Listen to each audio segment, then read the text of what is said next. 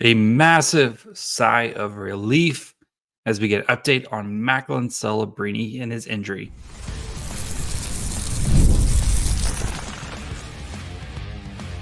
You're Locked On Sharks, your daily podcast on the San Jose Sharks, part of the Locked On Podcast Network, your team every day.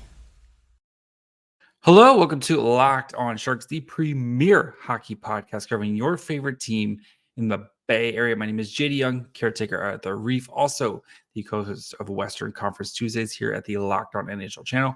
Want to thank you for making Locked On Sharks your first listen. Proudly part of the Locked On Network. We cover your team every day. And if you want to be an everyday, all you have to do is just follow wherever you get podcasts, or you can watch on YouTube as well. And today we'll get caught up on Macklin Celebrini's injury, transactions at the Sharks as they continue to whittle down their roster to try to get to number 23. Notes that we saw from practice, who's playing with who, and some clarity on the blue line. So before we do all that, do want to let you guys know that today's episode is brought to you by FanDuel. Place your first $5 bet and you'll get started with $200 in bonus bets guaranteed. Visit FanDuel.com to get started. All right, Sharks fans, deep breath. Let it out. Macklin Celebrini's injury determined, not serious at all. He is day to day with a lower body injury. And that's, I think a lot of us thought, jumping to conclusions, the worst case scenario, Celebrini was going to be out for a while. We don't know if he'll be ready for opening night. We'll put a pin in that. We'll get that here in a second. But I think this honestly could have been the best case scenario. Like I did not expect him to be at practice. Was not at practice today. And I think they're going to be overly cautious, right? This is the future of your franchise in your hands here at 18 years old. Like you don't want to rush him back. You want to make sure he is good to go. Ryan Warsofsky basically said today, like he was pretty mum if he's going to play in the preseason or play in the opener. I doubt we see him in either of the Sharks preseason games. The last two games are Friday and Saturday. Friday against the Ducks. Oh, quick side note.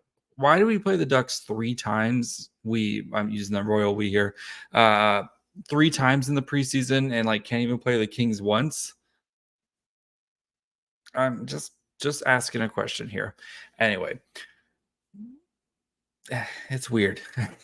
So, and then on Saturday they play Vegas. I doubt he is in the lineup for any of those, right? You want to make sure he's fully healthy, ready to go. I think you have seen enough from Macklin Celebrini to kind of feel comfortable where his game is at heading into the regular season. We've seen plenty of flashes. We've seen him play well during this time, so no need to put him back out there. I doubt we even see him practice, to be honest, this week. Like maybe he does a little bit of light skating or something like that, but we probably won't hear about it until he gets back on the ice next week, I would assume. The Sharks first game of the season is on Thursday. They're probably targeting Monday as kind of like a big test day. Like, how does he kind of respond to treatment, respond to rest, kind of test, see how it goes, see how he feels on Tuesday, right? You kind of want to stress test and then see how he recovers. And then if he's feeling good on Tuesday, you probably kind of start ramping it up on Wednesday to get him ready for Thursday. That would just be my guess. I would assume that's probably going to be the timeline here to kind of get Celebrini going forward. So just like a reminder, right? Celebrini did leave practice it was about a week ago with an injury, and Ryan Warsofsky, said it's been a busy summer for him, right? Especially like these rookie seasons, you go from your season ends, especially guys like this, where it's like you go through the draft and you're going straight to the NHL, right? The season ends, he's got the combine. He does, goes to the draft, has to do all the media stuff for the draft. Gets drafted. He's got the rookie rookie face off or prospect face off, more media stuff. You got the rookie, it's kind of a lot. There's not really a lot for a lot of downtime for a guy like Celebrini. And I'm not saying Celebrini shirked off on his his training or anything like that. It's just that guy is an absolute maniac. I mean, we know the story. He wanted to leave Vegas. He left Vegas early so he could get in to San Jose and get a skate in. I'm not worried about that of him. That is the least of my worries with a guy like Celebrini. It's just a lot to do, right? There's not a lot of downtime to kind of when you're so busy like that. And I fully expect next summer for him to probably enjoy just be able to take a deep breath and kind of know where you're at and all that, not have to deal with kind of the circus of the draft. But though I kind of expect him to play opening night, right? I know he's going to be chomping at the bit. I know the Sharks are you're going to want to see him, kind of how he responds. But I think this was the best possible news, and Sheng Peng of San Jose Hockey Now, he and Curtis from Mercury News, quote, "From what I understand, Celebrini's injury isn't too concerning. There's no timetable, nothing serious at all." I think we can just a big sigh of relief on what could have been a terrible night for the franchise, right? You look across the league at, Patrick Laine, who's out, for a couple months, David Reinbacher for Montreal, who's done for the season, because, Nylander, who gets the concussion based off his teammate trying to give him a little boost. It's just been a really brutal season, preseason for injuries, and it is part of the sport, right? It is a fast physical sport. People get hurt, and even this play by Celebrini, where he looking at it more now, he toe picked basically on the ice and went into the boards. I feel like the Sharks really dodged a bullet here. And I know there's some people who are well, day to day, that's not, I mean, Joe Thornton was famously day to day, and he was out for a month with a pick line. We heard the same thing with Vlasic and Askarov and Mikko Madulin, that those guys are day to day, and we'll get to them here in a little bit, and they still haven't returned to practice. I think with the Sharks with Celebrini, right? I think they're going to have to be a little bit more, I don't want to say open, I probably a little bit more transparent with him because of what you're dealing with as the first overall pick in the draft and kind of a future superstar. The expectations is to be a future superstar. So I'm not worried. I think if I had to guess right now, with no knowledge, I think he plays the opening night. And the fact that, again, he played an extra shift or two, I think they're just being super, super, super cautious, which what you want, right?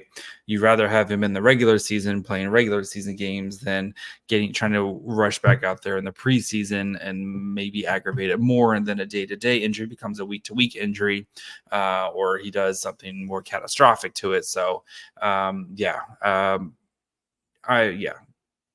take your time, Celebrini. We'll see you when we see you, and I do kind of back to that play.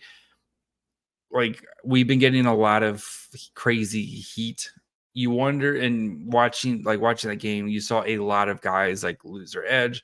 Eklund, kind of clumsily went into the boards. I know Colin Graff was making a turn and he lost an edge. You wonder if maybe just the ice, especially with the heat that we're seeing in the Bay, maybe the ice just wasn't where you'd maybe want it, especially with the weather conditions that they're kind of dealing with right now.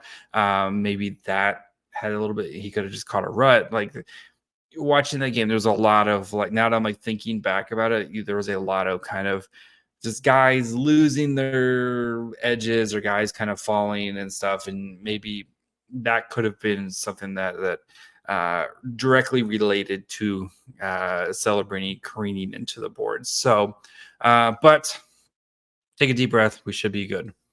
We'll talk some transactions as the Sharks made some moves to try to again get to their opening night roster. What we saw from the lines, and then we're going to talk about the blue line here because we really get a chance to do that yesterday with all the craziness that was with the Celebrini injury. So we'll get to that here in just 1 second. Hey, NFL fans, you can start the season with a big return on FanDuel, America's #1 sportsbook. So when you get a hunch in the middle of a game, you can check out the latest stats, view live play-by-play, and so much more on the same page where you place your bets. You'll get started with $200 in bonus bets guaranteed when you place your first $5 bet. Again, until Tua gets back, keep hammering the under on the Dolphins games because that offense stinks. So go get started over at FanDuel.com.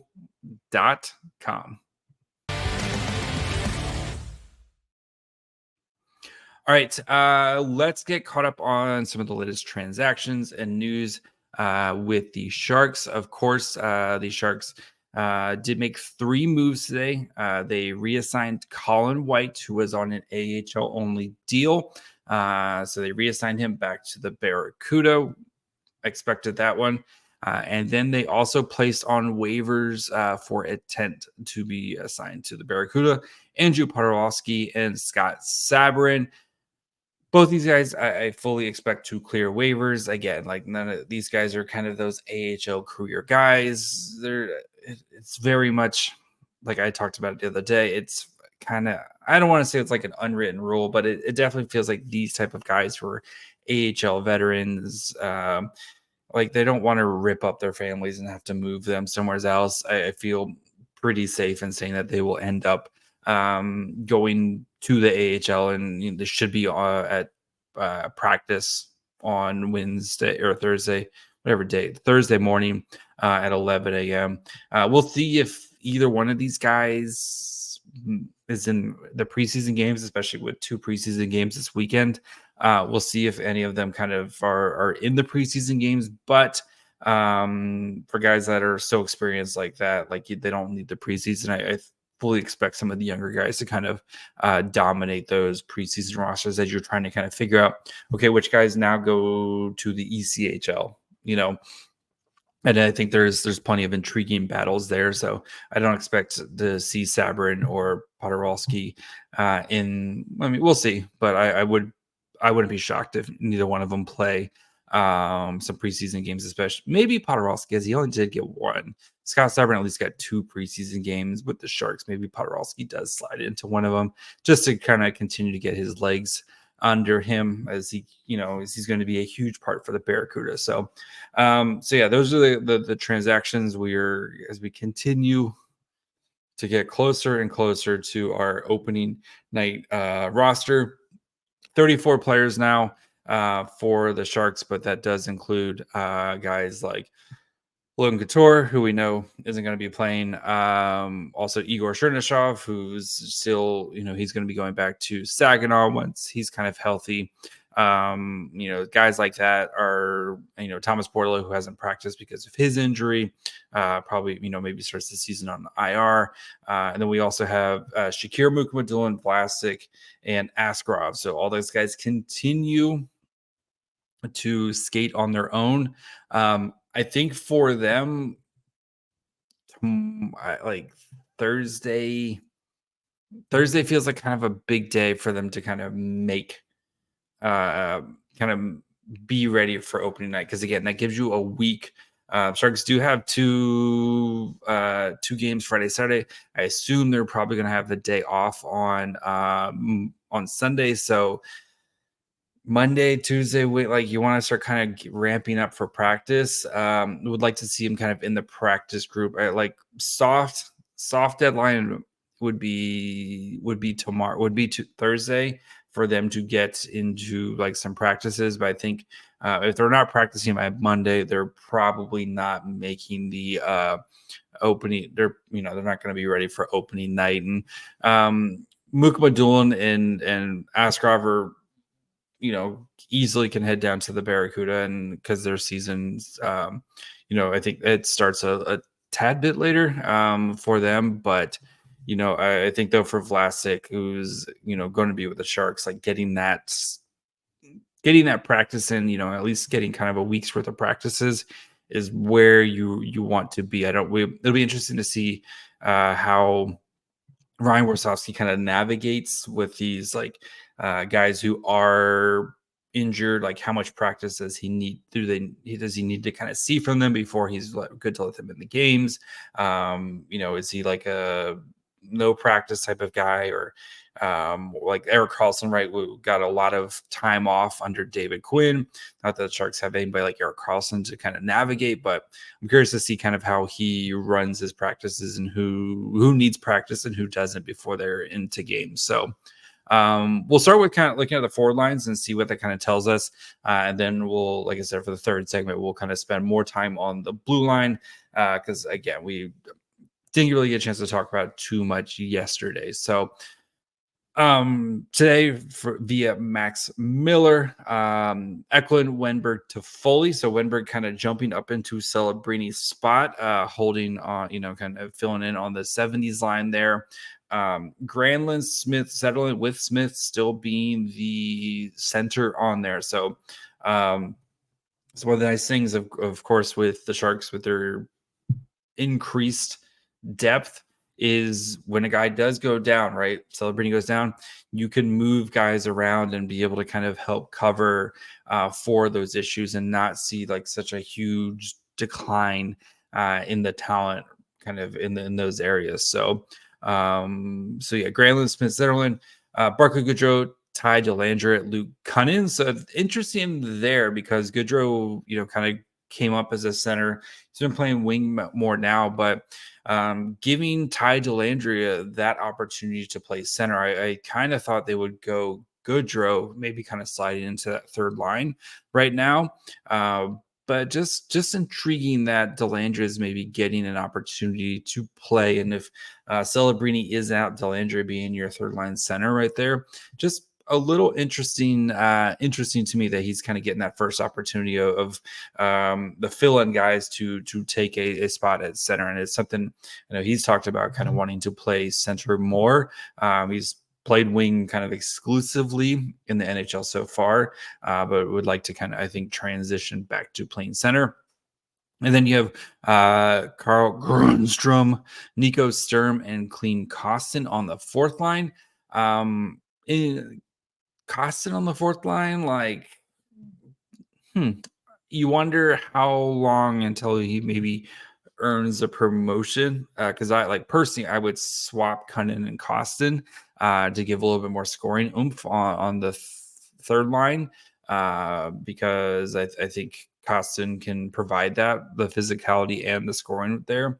But that's, I'm just an idiot. So then you have Daniel Gushin, Cardwell, and Colin Graf. So those are your guys right now. We're kind of fighting for that last spot, and especially if the Sharks decide to go 14-7, so 14 forwards and 7 defensemen. You have your 12 kind of starters right there. Also Celebrini, who we assume is going to be ready to go.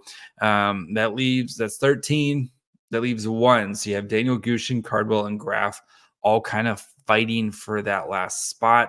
It'll be really intriguing to see kind of who. I mean, if I had to rank them, I think Gushin's had the best preseason out of all of them. Then I would put Cardwell next and then Colin Graf third. But it's not always about the best, like who kind of fits a role best. And I think out of those 3 guys, I think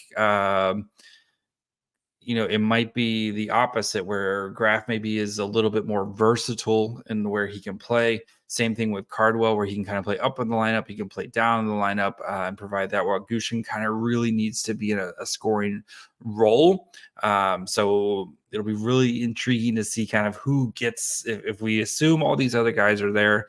I know Giovanni Smith is also kind of hanging out. I think he ends up heading to the Barracuda.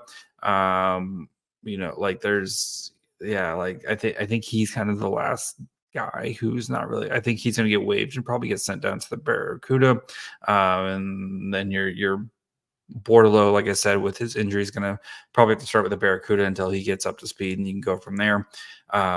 Yeah, I'm really curious to see of those three guys. They're all three of those guys are fighting for that last spot there. So, and it's going to be intriguing to see who Warsofsky picks and who's going to have to send down. And maybe for a guys like Cardwell and Graff, where their development, they want them to continue to develop in the Barracuda, and Gushin, who maybe they can, put on that third line with a guy like, if you put together like a Gushin, Delandria, Gushin, Delandria, Costin line, where it gives you a little bit of oomph, some scoring as well, as if Celebrini is not back, or if Celebrini is back, then you have like a Gushin, Wenberg kind in, like, or Costin, like you can maybe picture something like that, but we'll see. We got plenty of time. I think two big preseason games this weekend, and some guys are going to do back to back just by looking at counting the numbers here. Somebody's going to have to do some back to backs here with these preseason games. So especially if Celebrini is out, like we kind of project him to be. All right, let's get looking at the blue line, where kind of guys are slotted here. Maybe some guys who kind of stood out from last night's game, all that fun stuff here in just 1 second.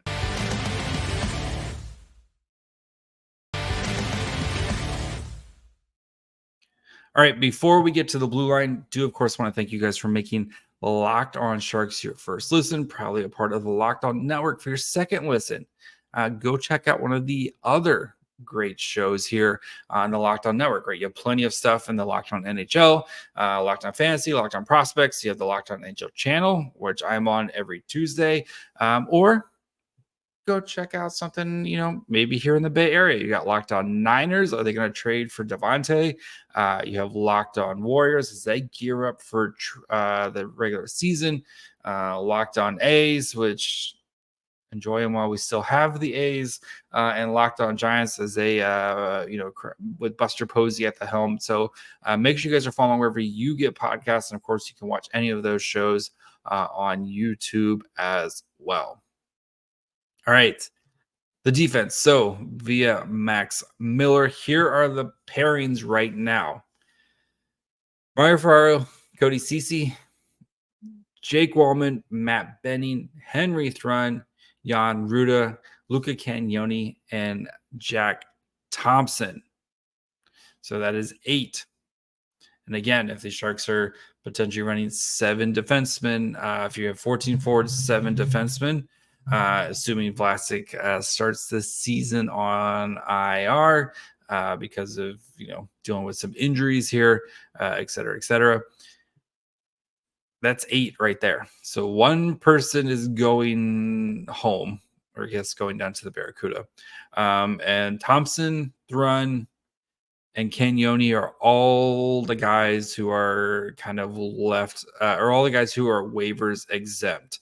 Again, assuming Luka Modolo and Vlasic are both heading to the Barracuda. You have Lucas Carlson, who is dealing with some injuries as well, also on the roster, but I assume he's going to be going to the Barracuda kind of when he's healthy as well. So I just think, I know Luca Cagnoni's had a great preseason. And, yesterday's game, I thought he showed some signs. He also kind of showed some struggles as well. I just think he's probably the odd man out right now because I think they want to see him continue to develop a little bit more, right? You look at a guy like Jack Thompson, who has spent the last couple seasons in the AHL, whether it's with the Syracuse Crunch or with the Barracuda themselves. I think he's kind of earned his chance to, at least be on the NHL roster. And I'm not sure if he's the guy who sits out right now, or if he's the guy who's, is if he's going to get on the roster. I don't know if he's a 7th defenseman or if he's playing, maybe a guy like Jan Ruda, who you can kind of call upon when you need to. Maybe he sits, but then you're probably playing like a Thrun Thompson. I don't know if the Sharks want to maybe rely on such a young pair right away between the two of them. But I think though for the Sharks, Jack Thompson, who's played really well in his AHL time, right? He's played 2 full seasons in the AHL. He had 23 points in 71 games in his first season, and then last year he had 32 points in 46 with the Crunch, and then he had 9 and 16 with the Barracuda last year, and also played a couple NHL games as well. So I kind of assume he's going to be the guy who makes the roster. And then when Mukamadul and Vlasic are healthy, he probably gets sent down to go play on the Barracuda, where he'll soak up a ton of minutes and, be a huge part of that. But it's interesting that Cagnoni and Thompson are playing together right now, because that could easily be a pair in the Barracuda. Maybe this is an opportunity for them to kind of get going, kind of start building up that chemistry right now. And especially, Jack Thompson, who's right-handed, Luca Cagnoni's left-handed. If they want to keep a left and right pair together, plenty of offense on there. And Thompson, I think, is a strong enough defender where, I think that pair could work. Maybe you partner Cagnoni with a very, very defensively responsible pair, but I think that's definitely something that they can tinker with down there at the Barracuda to try to figure that out. But maybe, I don't know, Valtteri Puli, who's very much like a stay-at-home defenseman. But anyway, that's plenty of time for that. So among the other kind of defensemen yesterday, who I again, sorry, we didn't really get a chance to discuss the blue line at depth yesterday, but I think for like Luca Cagnoni at 5v5, he was, if you look at like Corsi 4 in a game where at 5v5, it was pretty Utah heavy at 5. So in 47 minutes, Utah had 50 shot attempts to the Sharks 33. There was only one player who was above 50% Corsi, and that's Andrew Poturalski in a little under 11 minutes. But Cagnoni was the best defenseman when it came to actually like generating shot attempts when he was on the ice. And then Ferraro was next. Benning, who I thought still has a little bit of rust, I think, from what we've missing the past, basically the entire season last year. A little bit of rust, but you saw some of the flashes with him. Wallman, I don't think had as nearly good of a game as we saw from him in his first preseason game. So I'd like to see how he bounces back in whatever game or games he plays in the preseason here, as the Sharks, I think, are really trying to get to that, like, here's our opening night roster. Thompson did okay. Like they got like the Thompson Cagnoni even got split up in the third period there. And then Cody Ceci was like, he had a really nice, good one-on-one defensive play. But of course he was terrible. So I am curious to see how long that Ceci Ferraro pairing works together, but Ceci is much better, I think, puck mover than Ferraro. So, but yeah, I think we are seeing that clarity. I think just because they want to get Luca Cagnoni, I think the best thing for him is to play in the AHL, where he can work on ironing out some of those issues that he has with continuing to get better at positioning. And like we know Cagnoni's never going to be the best defenseman just because of his size. But to be the best possible defenseman that he can be, I think spending time in the AHL right now is the best thing for him. And like, he's going to have an awesome season with the Barracuda. So, but yeah, I think that's your opening night roster, kind of your 7 right there with Ferraro, Ceci, Benning. Who else am I literally just went through them all. Ferraro, Ceci, Wallman, Benning, Thrun, Ruda, and I think Thompson is your 7th defenseman. And if you want to swap Thompson and Ruda and let Ruda, kind of start to see like in the press box, or if you want to kind of flip them and flop them, or Henry Thrun, I think you can kind of rotate between those bottom three there to kind of iron things, see which matchup or which group works the best together. But I think that's going to be your opening night rosters. So that's going to do it for me today. We'll be back tomorrow. Then, of course, we've got a couple preseason games coming up as well on Friday and Saturday. We'll probably do something after each game. So keep an eye out wherever you get podcasts. And, of course, you can watch on YouTube as well. Follow the show on Twitter, Facebook, and Instagram at Locked On Sharks. Follow me on Twitter at MyFryHole. Until tomorrow. Bye, friends.